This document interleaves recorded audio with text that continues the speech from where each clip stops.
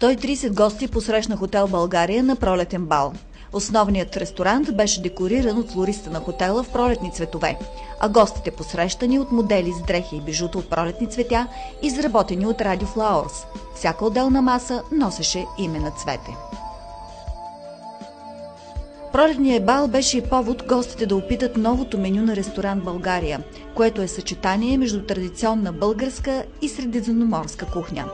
За добър старт на вечерта имаше Welcome Drink – плодов пунш по специална рецепта на главния готвач и ягоди с шоколадова глазура. Останалите кулинарни изкушения бяха салата микс от марули и билки с козе сирене, круши, чизкейк, поднесен с дива рукола и пюре от малини, ролол от заек с глазирани зеленчуци и редукция от мерло, медальон от ципура и лаврак и шоколадов десерт с течен център. Пролетният бал ще се превърне в традиционен за хотел България, като всяка година ще има специален гост. Първият гост за празника на пролета беше примата на поп-фолка Ивана.